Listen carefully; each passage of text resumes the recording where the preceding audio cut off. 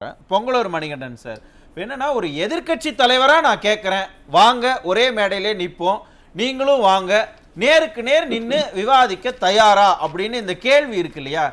உண்மையிலுமே அடுத்த ஆண்டு எலெக்ஷன் வரப்போறது அப்படிங்கிறதுக்காக எழுந்த அரசியல் நுணுக்கமான அந்த இப்ப பொலிட்டிக்கல் சுச்சுவேஷனுக்காக கேட்கப்பட்ட கேள்வியா, இல்ல நிஜமாலுமே அதிமுக என்ன செஞ்சது, திமுக என்ன செஞ்சது மக்களுக்கு தெரியட்டும் அப்படிங்கிறதுக்காக இந்த கேள்வி, இந்த சவாலா?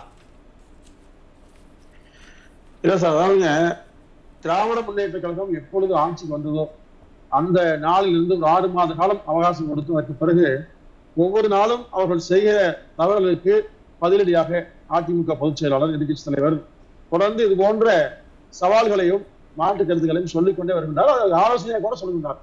ஆனால் எதையுமே காதிலே வாங்கிக் கொள்ளாமல் தொடர்ந்து திமுகவும் அவருடைய தலைவர் ஐயா ஸ்டாலின் அவர்களும் தான் நினைப்பதுதான் சரி, தான் வானத்திலிருந்து வந்ததை போல கருதி கொண்டு தவறான வழிகளில் தொடர்ந்து சென்று கொண்டிருக்கார். பாதிக்கப்படுவது மக்கள். ஏன்னா ஒரு அரசு எப்படியோ போகட்டு நமக்கு என்ன என்று எதிர்கட்சி அமைதியாக கடன் சொல்ல முடியாதுங்க. ஏன்னா நம்முடைய மக்கள் பாதிக்கப்படுறாங்க.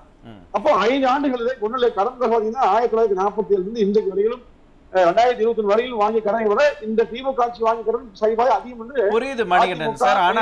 ஆனா இப்ப ஏதாவது ஒரு திட்டம் கொண்டு வராங்க, ஏதாவது ஒரு விஷயத்தை இன்ட்ரோடியூஸ் பண்றாங்கன்னா அப்ப நீங்க எதிர்க்கிறீங்க, அதை கேட்டுட்டு ஆமா நீங்க சொல்றது சரிதான் அப்படின்னு அவங்க பின் வாங்குறாங்க. ஃபார் எக்ஸாம்பிள் நம்ம அந்த 12 மணி நேர வேலை மசோதாவையே எடுத்துக்குவோமே, அவங்க பின் வாங்குறாங்க.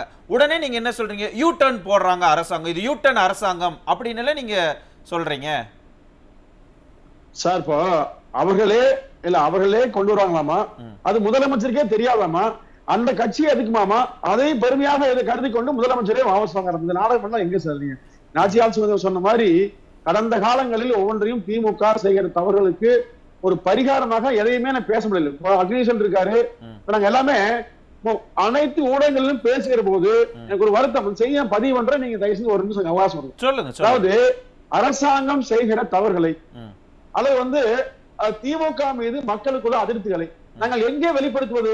மக்கள் மன்றத்தில் அதிமுக பேச முடியல, அனுமதி இல்லை. சட்டமன்றத்தில் எதிர்கட்சியாக அதிமுக பேச முடியல.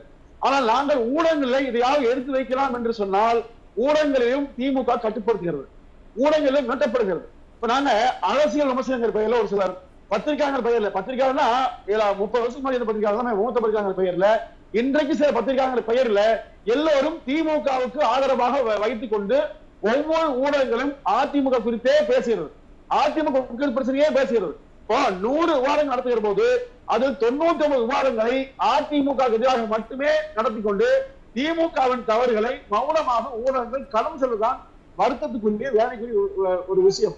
ஏன்னா நாட்டில் 4வது தூணாக கருதப்படுகிற ஊடகங்களும் பத்திரிகைகளும் அறமற்று செயல்படுவது உண்மையிலேயே ஆபத்தான ஒன்று.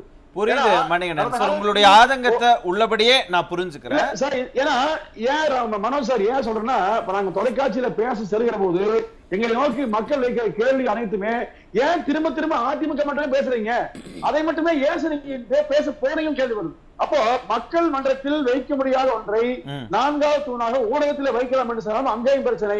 அதனால்தான் எதிர்கட்சி தலைவர் இன்றைக்கு எதிர்கட்சி தலைவர் இன்றைக்கு சவால் விட்டிருக்கார். ஸ்டாலின் அவர்களே, நீங்கள் சொல்லுகிற ஒவ்வொன்றும் சரி என்று சொன்னால் நேருக்கு நேர் வாருங்கள். ஏன்னா எங்க ஊர்ல சார், எங்க சொந்த ஊர்ல எங்க ஊர்ல இருந்து 1 கிலோமீட்டர் அருகாமையில 3 பேர் கொலை நடந்து இன்னைக்கு கிட்டத்தட்ட ஒரு ஓராத நெருங்கி கொண்டிருக்கிறது. இன்றைக்கு பாருங்க அவினாசி பக்கத்துல ஊஞ்சப்பாங்க கிராமத்துல 2 பெரியவர்கள் அதே மாதிரி படுகொலை தொடர்ந்து இது போன்று நடக்கின்ற நிலையில் எதிர்க்கட்சி சொல்கிற ஒவ்வொரு நாளும் இதை கண்டுகொள்ளாமல் மரணித்து கடந்து சென்று நாங்கள் என்ன செய்வது? ஒன்று வருமுன் காக்க வேண்டும், அல்லது இதை எதிர்க்கட்சி சொல்லிய பிறகாவது அதை அறிவோடு ஏற்றுக்கொண்டு செயல்பட வேண்டும். இரண்டுமே இல்லாமல் நாங்கள் செய்வதுதான் சரி என்று பணத்தை மட்டுமே நம்பி இன்னைக்கு பாருங்க நீங்க போட்டீங்க. புரியுது மணிகண்டன் சார். ஆனா இந்த மாதிரியான பிரச்சனைகளை, இந்த மாதிரியான விஷயங்களை எல்லாம் பேசுறதுக்கு தான் சட்டமன்றம்னு ஒரு இடம் இருக்குல்ல, அங்க போய் நீங்க பேசலாம்ல. அதுக்கு தான் எதிர்கட்சி தலைவர்ங்கிற பதவி இருக்கு, முதலமைச்சர் எதிரிலேயே இருப்பாரு, அங்கேயும் நீங்க பேசலாம் இல்லையா சார்? நீங்க சட்ட ஒழுங்கு குறித்து காவல்துறை மானிய கோரிக்கையில மாண்புமிகு எதிர்க்கட்சி தலைவர் 2.5 மணி நேரம் பேசினார். ஆனா அந்த செய்தி ஒரு வரி கூட ஊடகத்துல வெளியே வரவில்லை. இப்ப நீங்க கடந்த மாதிரி பாருங்க, கன்சர்ன் விஷயத்துக்காக மாநில எதிர்க்கட்சி தலைவர் பேசியவர்கள் தெரியாதனமா வெளியிட்டாங்க. அது மக்கள் மத்தியில் மிகப்பெரிய விளம்பரம் பிறகு அச்சப்பட்ட முதலமைச்சர் ஐயா ஸ்டாலின் அவர்கள் அதுக்கு பிறகு அடையாள சட்டமன்ற கூட்டத்தொடரில் எதிர்க்கட்சி தலைவர் பேசிய பேச்சை வெறும் 2 நிமிடமாக சுருக்கி அழைத்தாங்க. அப்ப எங்க பேசுவீங்க? குரல் நசுக்கப்படுகிறது. இப்போ ஒரே ஒரு தலைவர், எதிர்க்கட்சி தலைவர் எழுந்து பேசுகிறார், தமிழ்நாட்டின் ஒட்டுமொத்த குரலாக நிற்கிறார். ஆனால் அங்க ஒட்டுமொத்த அமைச்சர்கள் வந்து குறுக்கீடு செய்து பேச முடியாம செய்யறாங்க. அப்போ மக்கள் மன்றத்தில் பேசுவதற்கு அனுமதி தருவதில்லை. அப்போ மக்கள் ஓட்டு போட்டு அனுப்பியிருக்க சட்டசபையில பேசுவது கூட அனுமதி இல்லை. அப்ப எங்க பேசுங்க? அதனால்தான் 2026 இந்த ஆட்சியை வீட்டுக்கு அனுப்பாவிட்டால் நிச்சயமாக ஆண்டவரால் கூட தமிழ்நாட்டு மக்களை காப்பாற்ற முடியாது. எனவேதான் ஸ்டாலின் அவர்களே, நீங்க செய்ததெல்லாம் சாதனை. அதிமுக தவறு செய்திருக்கிறது என்று உண்மையிலே நம்புகிறானால் நேர் வாங்க, துண்டு சேர்ந்து கொண்டே வாங்க, மொத்த வெளிக்கொண்டு வாங்க. நானும் வர்றேன், இருவரும் உட்கார்ந்து பேசுறோம், மக்கள் முடிவு செய்து சொல்றாங்க. தைரியம் இருந்தால் முதலமைச்சர்கள் வரட்டும். இது வந்து பார்க்கலாம், அவர் அந்த சவாலை எப்படி எதிர்கொள்ள போறாருங்கிறத பார்க்கலாம்.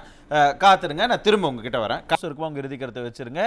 இப்போ வரைக்கும் சட்டமன்றத்திலையும் அவரை பேச விடுறதுல எதிர்கட்சி தலைவரை, நீங்க வாங்க விவாதிக்கலானாலும் அதை வந்து வேணும்னே மடை மாத்துறதுக்காக இன்னைக்கு பட்ஜெட்டை வச்சு நாங்க ரூவா மாத்துறோம் அப்படி இப்படின்னு ஏதோ பண்ணிக்கிட்டு இருக்காங்க.